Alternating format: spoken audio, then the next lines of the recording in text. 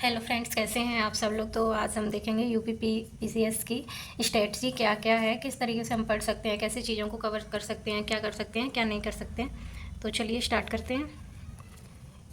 UP PSC strategy.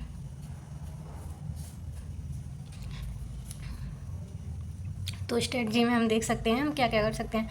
तो जैसे कि हम देख सकते हैं कि स्ट्रेटजी में हमको कहाँ से पढ़ना है, कैसे कितना पढ़ना है, कौन से मंथ में कितना पढ़ना है। तो दिसंबर में अपना पेपर है, दिसंबर में पेपर है, तो हम देख सकते हैं कि इसमें क्या कर सकते हैं। तो 6 दिसंबर को पेपर है, 6 दिसंबर को। तो अभी अभी जुलाई चल रहा है, तो जुलाई, अगस्त, सितंबर, अक्टूबर, नवंबर, दिसंबर। तो जुलाई, अगस्त, सितंबर, अक्टूबर, नवंबर, दिसंबर। तो अपने पास दिसंबर तो हटा ही दो। ये 5 महीने हैं, जिसमें से हम देख सकते हैं कि 5 महीने में हम क्या कर सकते हैं। तो जुलाई, यहाँ सितंबर तक आप, सितंबर या अगस्त तक अगर आप चाहें तो अगस्त तक मेरे हिसाब से आप पूरा मेंस तैयार कर लें।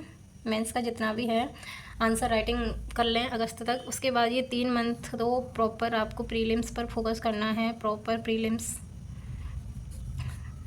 मेंस तो आप अच्छे से जान, मेंस में तो वही आंसर राइटिंग, ऐसे ऐसे बाकी सारे पेपर्स तैयार करने हैं वही। तो आप अगस्त तक अपना मेंस की तैयारी पूरी प्रिपेयर कर लें। उसके बाद प्रीलिम्स, प्रीलिम्स के लिए हम क्या क्या पढ़ सकते हैं, क्या क्या नहीं पढ़ सकते हैं। तो ज़्यादा फोकस आप करंट के लिए आप कहाँ से पढ़ेंगे। तो मैं तो दृष्टि की वेबसाइट से दृष्टि से पढ़ सकते हैं। यूट्यूब पे काफ़ी सारी वीडियोस, और भी काफ़ी सारी वीडियोस आती हैं, वहाँ से भी आप पढ़ सकते हैं। वेबसाइट से पढ़ सकते हैं, न्यूज़पेपर से पढ़ सकते हैं। लेकिन मेरे हिसाब से कि आप क्लासेस और वेबसाइट मैगज़ीन वगैरह से पढ़ेंगे तो ज़्यादा अच्छा है, क्योंकि वहाँ कंपाइलेशन मिल जाएगा, अलग अलग जगह ढूंढना नहीं पड़ेगा। तो करंट आप वेबसाइट या और अपने नोट्स खुद बनाएं तो ज़्यादा अच्छा है, नोट्स बनाएं। जैसे आप देख सकते हैं कि दृष्टि आईएएस भी काफ़ी सारी मतलब पढ़ाता है, और भी विजन का भी शायद मिलता है यूपीपीसीएस के लिए। और भी अलग अलग कोचिंग के अलग अलग मिल जाते हैं, बहुत सारे चैनल मिल जाएंगे। आप विजिट करेंगे तो यूट्यूब पे, तो आप वहाँ से देख सकते हैं प्रीलिम्स के लिए। बाकी स्पेक्ट्रम पढ़ना बहुत ज़रूरी है। तो आप स्पेक्ट्रम और लक्ष्मीकांत तो एकदम घोल के पी जाइए। और पीवाईक्यू मोस्ट इम्पोर्टेंट चीज़ है। पीवाईक्यू तो आपको स्किप ही नहीं करना है, सारे पीवाईक्यू पढ़ने हैं सारे। अगर आपके पास सारी बुकें हैं तो अच्छा है। जो सब्जेक्ट्स की अलग अलग बुक आती हैं तो वो पूर्वालोकन वाली, तो वो अच्छा है। लेकिन अगर वो नहीं है तो आप एक पीवाईक्यू वाली, यूपी पीसीएस की पूर्वालोकन वाली बुक आती है, वो ज़रूर खरीद लीजिए। और वहाँ से आप पीवाईक्यू को कई बार पढ़ें, बार बार पढ़ें। उसका जो व्याख्या होती है, उसकी जो एक्सप्लेनेशन होता है, उसको ज़रूर पढ़ें। वो सारी चीज़ें करें तो वो ज़्यादा बेटर रहेगा। स्पेक्ट्रम, लक्ष्मीकांत, पीवाईक्यू, करंट से भी 20 क्वेश्चन आते हैं, तो करंट पे ज़्यादा फोकस करना है। बाकी साइंस, साइंस भी बहुत, साइंस में बायोलॉजी पर ज़्यादा फोकस करना है, बायो। बाकी इकोनॉमिक्स, ज्योग्राफी,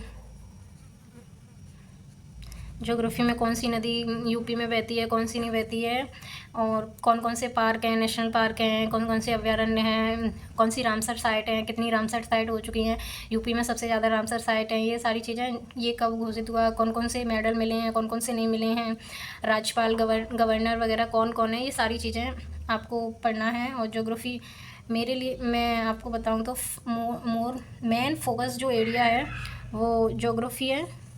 मैं सर्कल कर देती हूँ। साइंस है, साइंस में बायो आपको पढ़ना ही है, स्पेक्ट्रम पढ़ना ही है, कोई ऑप्शन नहीं है, और लक्ष्मीकांत और करंट अफेयर एकदम रटना है, रटना पढ़ना नहीं, रटना है। ये सारी चीज़ें रटनी पड़ेंगी एक, क्योंकि फैक्चुअल बहुत ज़्यादा पूछते हैं।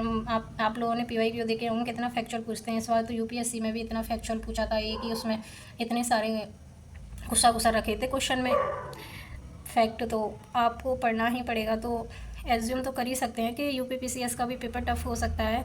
तो यही स्ट्रेटजी है कि आप इन सारी चीज़ों पे ज़्यादा फोकस करें, और अपना time table, to do list daily बना लें तो ज़्यादा अच्छा है। अपनी टू डू लिस्ट के क्या क्या पढ़ना है और उस पर वर्क करें। फिर उसको मतलब देखें रात को कि क्या क्या तुम आपने पढ़ लिया है, क्या क्या नहीं पढ़ा है, उस पर टिक करें, जो नहीं पढ़ा उस पर क्रॉस करें, बाकी चीज़ें। और देखें कि कहाँ कहाँ टाइम टाइम कहाँ वेस्ट किया है, कहाँ नहीं वेस्ट किया है, ये सारी चीज़ें आपको देखनी है। और उसके बाद ही आप धीरे धीरे सुधार होगा। आप सोचो कि एकदम सारा सुधार हो जाए। मैं भी पहले यही सोचती कि एक दिन मैं आज ही पूरा ख़त्म कर लूँगी, ये कर लूँगी, वो कर लूँगी, लेकिन नहीं हो पाता है।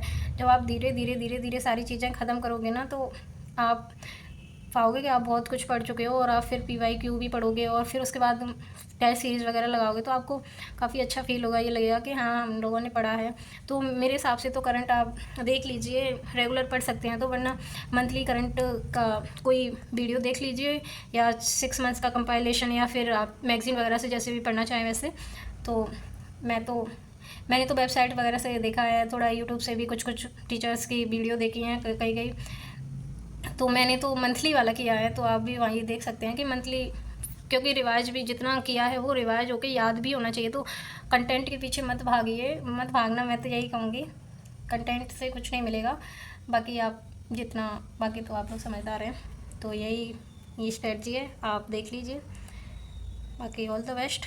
आप अपनी पढ़ाई अब स्टार्ट कर दीजिए, जिसने स्टार्ट नहीं की है अपना टू डू लिस्ट बनाइए, जो भी है जैसे भी है, पूरा एकदम रिदम में पढ़ाई स्टार्ट कर दीजिए, क्योंकि अब टाइम नहीं है, पता भी नहीं चलेगा ये 5 महीने कब निकल गए।